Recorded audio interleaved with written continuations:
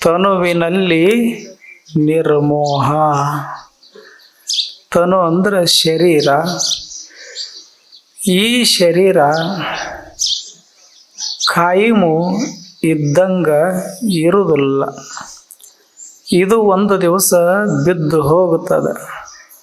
ಅರಳಿದ ಹೂವು ಹ್ಯಾಗ ಬಾಡುತ್ತದೆಯೋ, ಕಟ್ಟಿದ ಮನಿ ಹ್ಯಾಗ ಬೀಳುತ್ತದೆಯೋ, ಹಾಗೆ ಒಂದು ದಿವಸ ಈ ಶರೀರನು ಸಹಿತ ನಾಶ ಆಗಿ ಹೋಗುತ್ತದೆ, ಬಿದ್ದು ಹೋಗುತ್ತದೆ.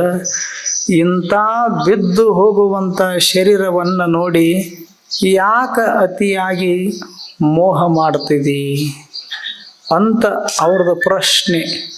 ಅದಕ್ಕೆ ನಿಜವಾದ ಭಕ್ತ ಆದವ ಅತಿಯಾಗಿ ಶರೀರದ ಮ್ಯಾಲ ವ್ಯಾಮೋಹ ಇರಬಾರದು. ಮತ್ತೇನಿರ್ಬೇಕಂತಾರ ಅವರು? ನಿರ್ಮೋಹ ಇರಬೇಕು. ಯಾಕಂದ್ರೆ ಅದು 100 ವರ್ಷ ಆದ್ರೂ ಸಹಿತ ಇರ್ತದಂತಿಲ್ಲ. 100 ಆದ ಬಳಿಕ ಒಂದು ದಿವಸ ಮಣ್ಣಿನೊಳಗೆ ಮಣ್ಣಾಗಿ ಹೋಗುವುದೇ. ಈ ಶರೀರ 3 ಅವಸ್ಥೆಗೆ ಒಳಗಾಗ್ಯದ. ಮೊದಲ ಬಾಲ್ಯಾವಸ್ಥೆ, ಆ ಬಳಿಕ ಯೌವನಾವಸ್ಥೆ. ಬಾಲ್ಯಾವಸ್ಥೆಯೊಳಗೆ ಏನು ಶರೀರ ಇರ್ತದ ಸಣ್ಣದಾಗಿ, ಅದು ಯೌವನಕ್ಕೆ ಬಂದಾಗ ಇರುವುದಿಲ್ಲ. ದಷ್ಟ ಪುಷ್ಟ ಸದೃಢವಾಗಿ ಬೆಳೆದು ನಿಂತಿರ್ತದೆ. ಮತ್ತು ಯೌವನಾವಸ್ಥೆಯೊಳಗೆ ಶರೀರ ಹೇಗಿರ್ತದ ಅದು ಸಹಿತ ಭಾಳ ದಿವಸ ಇದ್ದಂಗೆ ಇರುವುದಿಲ್ಲ. ಅವಾಗ ಏನು ಮಾಡ್ತದ? ಮುಪ್ಪಾವಸ್ಥೆ ಆವರಿಸಿಕೊಳ್ಳುತ್ತದೆ. ಮುಪ್ಪು ಬಂದ ಬಳಿಕ ಇನ್ನೇನದ? ಅವಾಗೊಂದು ದಿವಸ ಜಗತ್ತನ್ನು ಬಿಟ್ಟು ಮರೆಯಾಗಿ ಹೋಗಿಬಿಡುತ್ತದೆ. ಈ ದೃಷ್ಟಿಯಿಂದ ಶರೀರ ಶಾಶ್ವತ ಅಲ್ಲ. ಶರೀರ ಇದು ಸುಸ್ಥಿರಲ್ಲ, ಅಶಾಶ್ವತದ, ಅಸ್ಥಿರದ. ಆದ್ದರಿಂದ ಈ ಶರೀರವನ್ನು ನೀನು ಮೋಹ ಮಾಡಬೇಡ ಮನುಷ್ಯನೇ ಅಂತ ತಿಳ್ಕೊಂಡು ಆದಯ್ಯ ಶರಣರು ಬಹಳ ಸುಂದರವಾಗಿ ಈ ವಚನದೊಳಗೆ ಹೇಳಿದ್ದಾರೆ.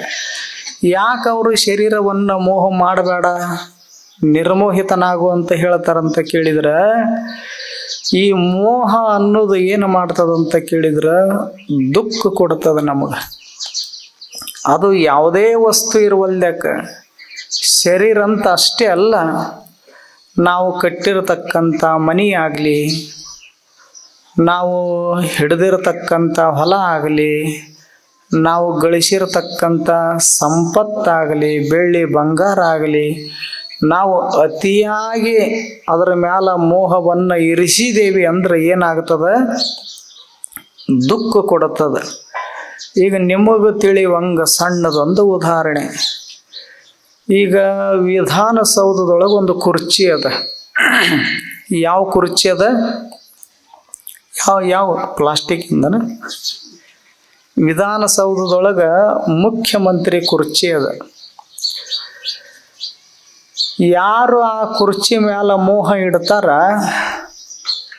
ಅದು ಏನು ಮಾಡ್ತದ? ದುಃಖ ಕೊಡುತ್ತದ.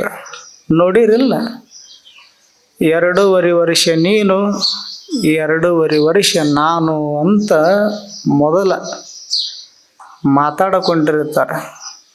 ಅದು ಗ್ರಾಮ ಪಂಚಾಯಿತಿ ಹಿಡ್ಕೊಂಡು ಮುಖ್ಯಮಂತ್ರಿ ತನಕನೂ ಮಾತುಕತೆ ಆಗಿರುತ್ತವೆ.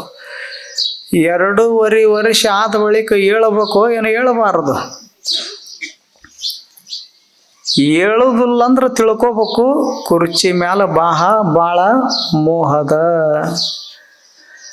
ಮತ್ತು ಹಿಂದೆ ಮುಂದೆ ಏನೋ ವಿಚಾರ ಮಾಡಲಾರ್ದಂಗ ಆಯ್ತಪ್ಪ ಮಾತಿಗೆ ತಕ್ಕಂಗೆ ನಾನು ನಡ್ಕೋತೀನಿ ಅಂತ ಯಾವುದನ್ನೂ ಲೆಕ್ಕಿಸದೆ ವಿಚಾರಿಸದೆ ಆ ಕುರ್ಚಿ ಬಿಟ್ಟು ಎದ್ದ ಅಂದ್ರೆ ಕುರ್ಚಿ ಮ್ಯಾಲ ಮೋಹ ಇಲ್ಲ, ನಿರ್ಮೋಹ. ಅದಕ್ಕೆ ನಿರ್ಮೋಹ ಬರೋದು ಭಾಳ ಕಷ್ಟದು. ಈಗೊಂದು ಚಲೋ ಮನೆ ಕಟ್ಟಿರ್ತೀವಿ. ಮನೆ ಕಟ್ಟಿದಾಗ ಕೂಡಿದ್ದಾಗ ಮನೆ ಕಟ್ಟಿರ್ತೀವಿ, ಅಣ್ಣ ತಮ್ಮಂದಿರು ಇರೋದ ಒಂದು ಮನೆ ಇರ್ತದ, ಅದ ಮನೆಯೊಳಗೆ ಕೂಡಿರ್ತೀವಿ. ಈಗ ಬೇರೆ ಆಗುವಂಥ ಸಮಯ ಬಂತು ಅಂದ್ರೆ ಈಗ ಆ ಮನೆ ಇಬ್ಬರು ಇರಾಕೆ ಬರೋದಿಲ್ಲ, ಒಬ್ಬರಿಗೆ ಬಿಟ್ಟು ಕೊಡ್ಬೇಕಾಗತ್ತದ, ಒಬ್ಬರು ಖಾಲಿ ಜಾಗದೊಳಗೆ ಹೊರಗೆ ಹೋಗ್ಬೇಕಾಗತ್ತದ. ಬಿಟ್ಟು ಕೊಡುವಾಗ ಎಷ್ಟು ನೋವು ಆಗ್ತದಿಲ್ಲ, ತಾಪ ಆಗ್ತದಿಲ್ಲ. ನಾನು ಎಷ್ಟು ಶ್ರಮ ಪಟ್ಟಿದ್ದೆ, ಎಷ್ಟು ಕಷ್ಟಪಟ್ಟಿದ್ದೆ, ಈ ಮನೆ ಬಿಟ್ಟು ಹೋಗೋದು ಬಂತಲ್ಲಪ್ಪ ಅಂತ ದುಃಖ ಅನಿಸ್ತದ. ಆ ದುಃಖ ಬರೋದು ಎದ್ರ ಸಲುವಾಗಿ ಅಂದ್ರೆ ಆ ಮನೆ ಮ್ಯಾಲಿನ ಮೋಹದ ಸಲುವಾಗಿ. ಈಗ ಮಕ್ಕಳು ಹೊರಗೆ ಆಟ ಆಡಕ್ಕಂತ ಹೋಗಿರ್ತಾವೆ. ಹೋದಾಗ ತಾಯಿ ಅಡಿಗೆ ಮನೆಯೊಳಗೆ ಕೆಲಸ ಮಾಡ್ತಿರ್ತಾಳೆ. ಆದರೂ ಕೆಲಸ ಮಾಡೋದ್ರ ಮ್ಯಾಲ ಮನಸ್ಸಿರೋದಿಲ್ಲ ತಾಯಿದು. ಯಾಕಡೆಗಿರ್ತದ ಮನಸ್ಸು? ಹೊರಗೆ ಮಗ ಆಡ್ತಾ ಇರ್ತಾನಲ್ಲ ಅವನ ಕಡೆಗೆ ಮನಸ್ಸಿರ್ತದ. ಶರೀರ ಅಷ್ಟ ಒಳಗಿರ್ತದ, ಆದ್ರೆ ಮನಸ್ಸು ಮಾತ್ರ ಮಗುವಿನ ಮೇಲೆ ಇರ್ತದೆ. ಯಾಕೆ ಇರ್ತದಂದ್ರೆ ಎಲ್ಲಿ ನನ್ನ ಮಗು ಬೀಳ್ತದೋ ಏಳುತ್ತದೋ, ಏನಾರೇ ಮಾಡ್ಕೊಂಡೀತಲ್ಲ ಅಂತ ತಿಳ್ಕೊಂಡು ಮಗುವಿನ ಮೇಲೆ ಮನಸ್ಸಿರ್ತದ. ಯಾಕೆ ಇರ್ತದಂದ್ರೆ ಮಗು ಅಂದ್ರೆ ತಾಯಿಗೆ ಅಷ್ಟು ಪ್ರೀತಿ, ಅಷ್ಟು ಮಗುವಿನ ಮೇಲೆ ಮೋಹ. ಅದು ಮುಂದೆ ನೋಡ್ತದೋ ಬಿಡ್ತದೋ ಅದು ಪ್ರಶ್ನೆ ಅಲ್ಲ. ಆದ್ರೆ ತಾಯಿ ಏನು ಮಾಡ್ತಾಳ? ಮಗುವಿನನ್ನ ಮೋಹ ಮಾಡ್ತಾಳ. ಈ ಮೋಹ ಏನು ಮಾಡ್ತದಂದ್ರೆ ಎಲ್ಲರಿಗೂ ದುಃಖ ಕೊಡ್ತದ. ಇದು ಯಾರನ್ನೂ ಬಿಡುವುದಿಲ್ಲ, ಎಲ್ಲರಿಗೂ ತಾಪ ಕೊಡುತ್ತದ. ಮತ್ತು ಸಣ್ಣವ್ರಿಗೆ ದೊಡ್ಡವ್ರಿಗೆ ಅಂತ ಹಿಂಗೇನಿಲ್ಲ, ಯಾರ ಮನಸ್ಸಿನೊಳಗೆ ಮೋಹ ಇರ್ತದ ಅವರೆಲ್ಲರಿಗೂ ತಾಪ ಕೊಡುದ, ದುಃಖ ಕೊಡುದ. ಒಬ್ಬ 75 ವರ್ಷದ ಅಜ್ಜಿದ್ದ. ಆಯಿ ತಿರ್ಕೊಂಡಿದ್ಲು, ಅಜ್ಜಿದ್ದ. ಈ ಅಜ್ಜನ ಮೊಮ್ಮಗ ಮದುವೆ ವಯಸ್ಸಿಗೆ ಬಂದಿದ್ದ. ಕನ್ಯೆ ನೋಡಿ ಮದುವೆ ಮಾಡಾಕತ್ತಿದ್ರು. ದೊಡ್ಡದೊಂದು ಕಲ್ಯಾಣ ಮಂಟಪ. ಆ ಮಂಟಪಕ್ಕೆ ಶೃಂಗಾರ ಮಾಡ್ಯಾರ. ಮದುವೆ ಆಗುವಂಥ ವಧುವರರಿಗೆ ಮಹಾರಾಜ ಕುರ್ಚಿ ತಂದು ಹಾಕ್ಯಾರ. ಸಾವಿರಾರು ಜನ ಬಂಧು ಬಾಂಧವರು ಬಂದಾರ. ನಾನಾ ಥರದ ಭೋಜನವನ್ನು ತಯಾರು ಮಾಡ್ಯಾರ, ಊಟ ತಯಾರು ಮಾಡ್ಯಾರ. ಇಷ್ಟೆಲ್ಲ ವೈಭವ ನಡೆದದ, ಸಡಗರ ಸಂಭ್ರಮ ನಡೆದದ. ಇಂಥದ್ರ ಮಧ್ಯದೊಳಗೆ ಅಜ್ಜ ನಕ್ಕೋತ ಮದ್ವೆ ಮಾಡಬೇಕು, ಏನು ಅಳ್ಕೋತ ಮೂಲಿ ಹಿಡಿದು ಕೂಡಬೇಕು. ಮದುವೆ ಅಂದ್ರೆ ನಗತಾರೋ ಏನು ಅಳ್ತಾರೋ? ನಗತಿರ್ತಾರೆ. ಎಲ್ಲರೂ ನಗು ಮುಖದಿಂದ ಮದುವೆಯೊಳಗೆ ಭಾಗಿಯಾಗಿರ್ತಾರೆ. ಹೊರಗಿನವರು ಬಂದಾರ, ಒಳಗಿನವರು ಬಂದಾರ, ನೆರೆಹೊರೆಯವರು ಬಂದಾರ, ಎಲ್ಲರೂ ಬಂದಾರ. ಎಲ್ಲರ ಮುಖದೊಳಗೂ ಕಳೆ ತುಂಬ್ಯದ, ಎಲ್ಲರ ಮುಖದೊಳಗೂ ನಗು ತುಂಬ್ಯದ. ಆದ್ರೆ ಅಜ್ಜ ಏನು ಮಾಡಾಕತ್ಯಾನ? ಮೂಲ್ಯಾಗ ಕೂತು ಅಳಾಕತ್ಯಾನ. ಎಲ್ಲರಿಗೂ ಆಶ್ಚರ್ಯ ಆಯಿತು. ಇದು ಮದುವೆ ಯಾರ್ದಾರೇ ಅಲ್ಲ, ನಿನ್ನ ಮೊಮ್ಮಗಂದದ. ಅದಕ್ಕೆ ನಿನ್ನ ಮೊಮ್ಮಗನ ಮದುವೆಯೊಳಗೆ ನೀ ಯಾಕೆ ಅಳಾಕತ್ತಿದಿ? ಸಂತೋಷ ಪಡಬೇಕು, ಆನಂದ ಪಡಬೇಕು. ಇಷ್ಟ್ಯಾಕೆ ದುಃಖ ಮಾಡಾಕತ್ತಿದಿ, ತಾಪ ಮಾಡಾಕತ್ತಿದಿ? ಹಿಂಗ್ಯಾಕೆ ಒಬ್ಬನೇ ಮೂಲ್ಯಾಗ ಕೂತು ಕಣ್ಣೀರು ಸುರಿಸಾಕತ್ತಿದಿ ಅಂತ ಮದುವೆಗೆ ಬಂದವರೆಲ್ಲರೂ ಕೇಳಿದ್ರು. ಅವಾಗ ಅಜ್ಜಂದ, ಕಲ್ಯಾಣ ಮಂಟಪ ಬಹಳ ಸುಂದರವಾಗಿರಬಹುದು, ಶೃಂಗಾರ ಮಾಡಿರಬಹುದು, ಸಾವಿರಾರು ಜನ ಬಂಧು ಬಳಗ ಬಂದಿರಬಹುದು, ನಾನಾ ಥರದ ಪದಾರ್ಥವನ್ನ ತಯಾರು ಮಾಡಿರಬಹುದು, ಎಲ್ಲ ಅದ. ನಿಮ್ಮಂಗ ನಾನು ಸಂತೋಷ ಪಡಬೇಕಾಗಿತ್ತು, ಆನಂದ ಪಡಬೇಕಾಗಿತ್ತು. ಆದ್ರೆ ಏನು ಮಾಡೋದು? ನಮ್ಮ ಆಯಿ ಒಬ್ಬಕ್ಕಿದ್ರು ಚಲೋ ಆಕ್ಕಿತ್ತು ಅಂದ. ಮನಸ್ಸೆಲ್ಲಿ ಹೋಗ್ಯದ? ಮೂಲಿ ಹಿಡಿದು ಕೂತು ಅಳಕ್ ಹಚ್ಚಿದ್ದ ಯಾವುದು? ಯಾವ್ದು ಅಳಕ್ ಹಚ್ಚದ? ಮೋಹ. ಮಡದಿ ಮ್ಯಾಲಿನ ಮೋಹ ಸತ್ತು ಎಷ್ಟೋ ವರ್ಷ ಆಗ್ಯದ. ಎಲ್ಲರೂ ಅದಾರ, ಅವರೊಬ್ರು ಇದ್ರೆ ಇನ್ನೂ ಮದುವೆ ಭಾಳ ಚಲೋ ಆಕ್ಕಿತ್ತು ಅಂತ ಮನಸ್ಸಿನೊಳಗೆ ಯಾರು ತುಂಬ್ಯಾರ? ಮೊಮ್ಮಗ ತುಂಬಿಲ್ಲ, ಮಡದಿ ತುಂಬ್ಯಾಳ. ಅದರ ಸ್ವಭಾವ ಏನಂತ ಕೇಳಿದ್ರೆ ಅದು ದುಃಖ ಕೊಡುತ್ತದ ಮೋಹ ಅನ್ನೋದು. ಮತ್ತ ಮೋಹ ಮಾಡಬಾರ್ದಂತಲ್ಲ, ಎಷ್ಟು ಬೇಕು ಅಷ್ಟ ಇರಬೇಕು. ಈಗ ಮಗುವಿನನ್ನ ತಾಯಿ ಮೋಹ ಮಾಡುತ್ತಿರ್ತಾಳೆ, ಎಷ್ಟು ಬೇಕು ಅಷ್ಟು ಮಾಡೋದು, ಉಣಿಸಬೇಕು, ತಿನ್ನಿಸ್ಬೇಕು, ದೊಡ್ಡವನನ್ನಾಗಿ ಬೆಳೆಸಬೇಕು, ಎಲ್ಲ ಮಾಡಬೇಕು. ಆದ್ರೆ ಒಂದಿಷ್ಟು ಹೊರಗೆ ಅಂಗಳದೊಳಗೆ ಕೈ ಬಿಟ್ರೆ ಎಲ್ಲಿ ಬೀಳ್ತದೋ ಹೇಳ್ತದೋ, ಕೈಕಾಲು ಮುರ್ಕೋತದೋ ಅಂತ ಹಿಂಗೆಲ್ಲ ವಿಚಾರ ಮಾಡ್ಕೋತ ಕೂತ್ರ ಅದು ಬೆಳೆಯೋದು ಹೆಂಗೆ?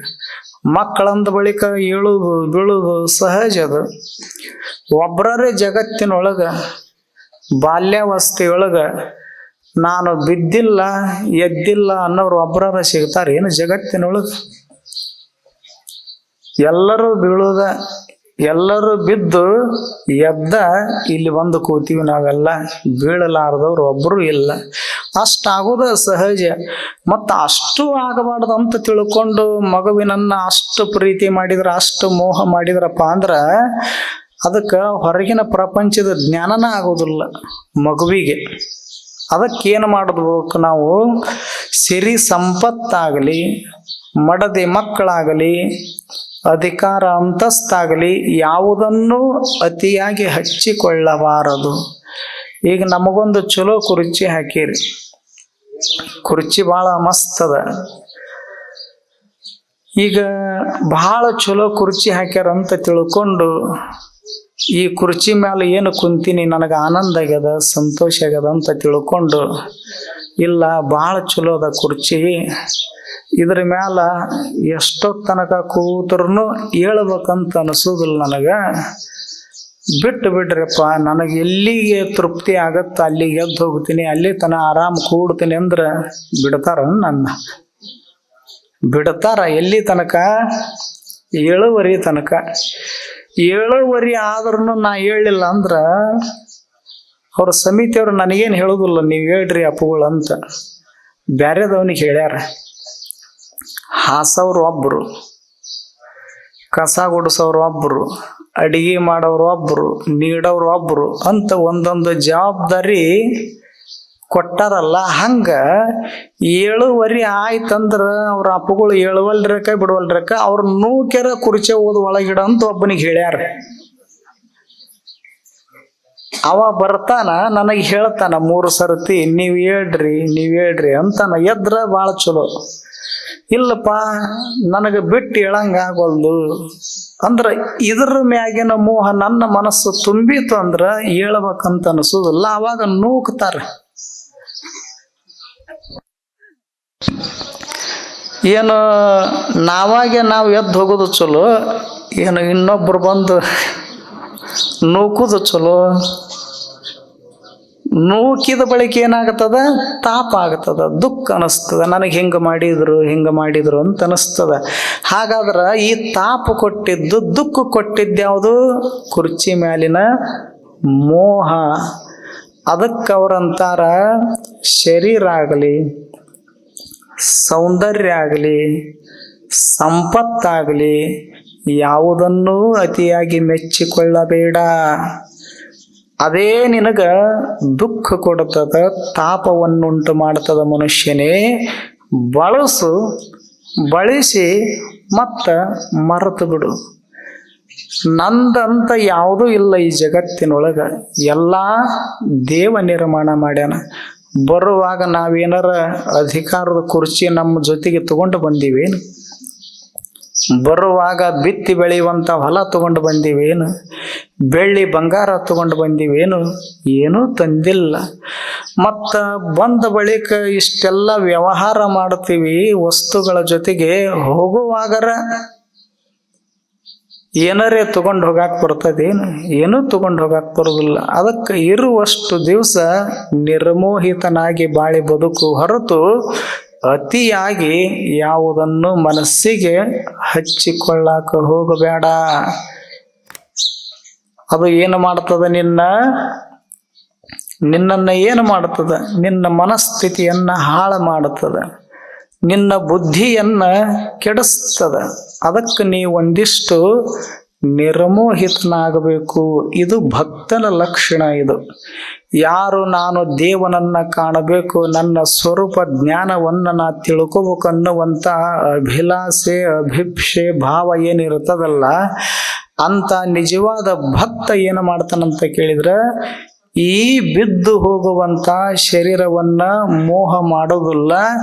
ಈ ಶರೀರದೊಳಗೊಂದು ಶಾಶ್ವತವಾದ ವಸ್ತು ಅದ, ಅದಕ್ಕೆ ಆತ್ಮ ಅಂತ ಕರೀತಾರ. ಅದನ್ನು ಪ್ರೀತಿ ಮಾಡ್ತಾನ, ಅದರ ಮ್ಯಾಲ ಮೋಹ ಇಡ್ತಾನ ಹೊರತು ಶರೀರದ ಮ್ಯಾಲ ಮೋಹ ಇಡುದಿಲ್ಲ.